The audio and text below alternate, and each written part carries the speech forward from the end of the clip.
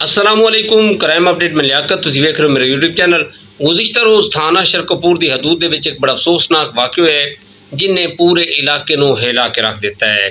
एक औरत ने अपने खावद नूं बैरून मुल्क दे विचों वापस बुलवाया, फिर किस तरीके दे नाल अपने आशना दे नाल मिल के उन्हें उसनूं मौत दे घाट उतारिया। फिर बाद दे विच पुलिस ने किस तरीके दे नाल इन्हां दोनों नूं आशना और इसकी बीवी नूं किस तरीके दे नाल गिरफ्तार किया, ओवरऑल मुकम्मल तफसील नाल डिस्कस करांगे। साडे चैनल सबसक्राइब करो, बैल आइकन बटन नूं प्रेस करो, कमेंट दे विच इज़हार ख्याल लाजमी करना जी। दोस्तों, ये अफसोसनाक वाक़या शरकपुर दे नवाई गांव सिखांवाला दे विच होया है। जवेद नामी शख्स ने 7 साल पहले मरियम नामी औरत दे नाल शादी की थी और इस जवेद की दूसरी शादी है सी। इस शादी तो बाद कुछ अरसा पाकिस्तान रहा और बाद दे विच जवेद सऊदी अरब चला गया। दरमियान दे विच कुछ साल बाद जवेद छुट्टी आया, फिर वापस चला गया। ज़राए दे मुताबिक मरियम दे किसी अबरार नामी बंदे दे नाल नजायज़ तल्लकात हैं और वो इस प्लानिंग दे विच है सी कि जवेद तू छुटकारा पा के अबरार दे नाल मैं शादी कर लवां।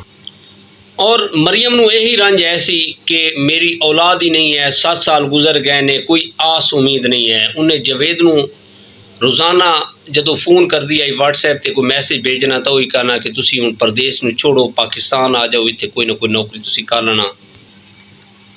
काफ़ी अरसा जवेद इसकी गल नूं टाल मटोलदा रहा। फिर बाद दे विच जवेद ने फैसला किया है कि ये ठीक कह रही है, मैं एक काम इत्थे सऊदी अरब दे विच जो मुलाजमत कर रहा उन्हें ख़त्म करके पाकिस्तान जाने का इरादा कर लिता। उसने उन्होंने तसल्ली दी कि ठीक है, मैं इत्थे वाइंड अप करदा, मैं पाकिस्तान आ रहा।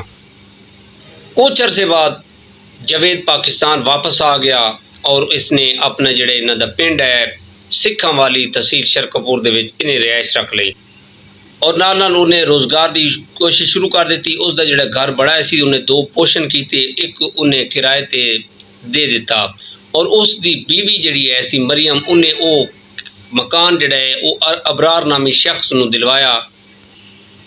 जवेद ने अबरार दे नाल कुछ गल्लां बातां कीतियां, फिर मकान उसनूं जिहड़ा उसका दूसरा पोर्शन है सी घर दा उसनूं उन्हें दे दिता किराए ते। अबरार अपने घर दा सामान जिहड़ा किसी और जगह ते रह रहा सी वो लैके आ गया। उस दे नाल उसकी वालदा और उसकी बेगम है सी, उन्हें इत्थे रिहाइश रख लई किराए ते जवेद दे मकान ते। जवेद की दूसरी बीवी है सी ये मरियम और इस दे विचों इहदी औलाद नहीं सी हो रही सी और इन्हां दी अक्सर नोक चोक लगी रहिंदी सी। यही रोला रहिंदा सी कि औलाद नहीं हो रही, औलाद नहीं हो रही और काफ़ी दफ़ा इन्हां दी आपस दे तलक कलामी भी हुई इस औलाद दे मौजू ते। ज़राए दे मुताबिक जवेद दे कुछ नजायज़ ताल्लुकात शुरू हो गए अबरार नामी जिहड़े शख्स है सी किराएदार इसकी बेगम दे नाल और पहले अबरार ऑलरेडी इसकी बेगम दे नाल सैट है सी। ज़राए दे मुताबिक मरियम ने प्लानिंग शुरू कर दी अबरार दे नाल क्यों ना असीं जवेद नूं साइड ते करिए ते आपां शादी कर लवांगे।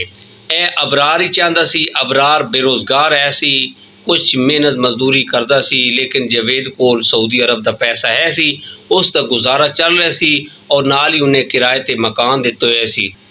एक दफ़ा इन्हां दी आपस विच फिर लड़ाई हुई और मरियम ने ताने दिते जवेद नूं कि 7 साल हो गए साडी औलाद नहीं हुई। मरियम ने अबरार दे नाल प्लान बना लिया और जिस दिन वारदात हुई उस दिन अबरार मरियम इन्हां जवेद दे घर है सी। कुछ ज़राए दे मुताबिक जवेद अबरार की बीवी दे नाल भी सैटल है सी और जिस दिन ये वारदात हुई है उस दिन अबरार इत्थे ही है सी।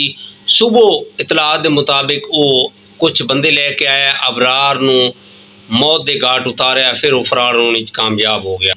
वन फायर इंतकाल हुई और मरियम ने बड़ी चलाकी दे नाल इस नूं डकैती का रंग दिता कि 3-4 लोग आए ने, उन्होंने मेरे नाल इस तरह ऐन गैन किया, फिर वो इस नूं मौत के घाट उतार के चले गए ने मेरे मियाँ नूं। जवेद दे लवायकीन जिहड़े है सन उन्होंने दा पोस्टमार्टम वगैरह कर रहा है और वो मुदई खुद बने और तफ्तीशी अफसर बशीर अहमद ने इस केस नूं हैंडल किया और जिस टाइम ये वकू होया सी फॉरेंसिक टीमां वगैरह आईयां, उन्होंने भी कुछ शवाहिद इकट्ठे किए। शरकपुर थाना दे तफ्तीशी अफसर बशीर अहमद ने भी इस मरियम बीबी नूं हिरासत च लिया और उस तो भी कुछ सवाल जवाब किए। ਆਪਣੇ ਤੌਰ ਤਰੀਕੇ ਦੇ ਨਾਲ ਉਹਨਾਂ ਜਦੋਂ ਪੁੱਛਿਆ ਕਿ ਬੀਬੀ ਗੱਲਾਂ ਸਾਫ਼ ਨੇ, ਦੱਸ ਦੇ ਨਹੀਂ ਤਾਂ ਬੜੀ ਪਛਤਾਏਗੀ। ਇਸ ਤਰ੍ਹਾਂ ਡਰਾਇਆ ਧਮਕਾਇਆ ਤੇ ਫਿਰ ਇਹ ਲੈਣ ਤੇ ਆ ਗਈ। ਮਰੀਮ ਨੇ ਸਾਰੀ ਜਿਹੜੀ ਇਹ ਗੱਲਾਂ ਬਾਤਾਂ ਹੈ ਸਨ ਉਹ ਤਫਤੀਸ਼ੀ ਅਫਸਰ ਬਸ਼ੀਰ ਅਹਿਮਦ ਸਾਹਿਬ ਨੂੰ ਦੱਸ ਦਿੱਤੀਆਂ। ਉਹਨੇ ਕਿਹਾ ਕਿ ਇਸ ਵਾक़ੇ ਦੇ ਵਿੱਚ ਅਬਰਾਰ ਨਾਮੀ ਸ਼ਖਸ ਜਿਹੜਾ ਕਿਰਾਏਦਾਰ ਹੈ ਸਾਡਾ, ਉਹ ਵੀ ਮੁਲਵਿਸ ਹੈ ਔਰ ਉਸ ਦੇ ਨਾਲ ਮੇਰੇ ਨਾਜਾਇਜ਼ ਤਾਲੁਕਾਤ ਹਨ। ਮੈਂ ਚਾਹੁੰਦੀ ਸੀ ਕਿ ਅਸੀਂ ਦੋਨੋਂ ਇਸ ਨੂੰ ਸਾਈਡ 'ਤੇ ਕਰਕੇ ਇਸ ਦਿਨ ਆਪਸ 'ਤੇ ਸ਼ਾਦੀ ਕਰ ਲਾਂਗੇ। ਜ਼ਰਾਏ ਦੇ ਮੁਤਾਬਿਕ ਅਬਰਾਰ ਦਾ ਜਿਹੜਾ ਕਰੈਕਟਰ ਹੈ ਸੀ, ਪਹਿਲੇ ਹੀ ਉਹ 1-2 ਦਫਾ ਜੇਲ੍ਹ ਦੇ ਵਿੱਚ ਜਾ ਚੁੱਕਿਆ ਸੀ। ਉਸ ਦੇ ਉੱਤੇ ਪਹਿਲੇ ਵੀ 1-2 ਮੁਕੱਦਮੇ ਹੈ ਸਨ। ਇੱਕ ਫਾਇਰਿੰਗ ਕੀਤੀ ਸੀ ਇੱਕ ਜਗ੍ਹਾ 'ਤੇ ਉਹਨੇ, ਔਰ ਕਈ ਇਸ ਤਰ੍ਹਾਂ ਦੇ ਵਾਕਿਆਤ ਦੇ ਵਿੱਚ ਉਹ ਮੁਲਵਿਸ ਹੈ ਸੀ ਔਰ ਇਸ ਵਾक़ੇ ਦੇ ਵਿੱਚ ਤਾਂ ਹੁਣ ਉਹ ਵੀ ਮੁਲਵਿਸ ਹੋ ਗਏ।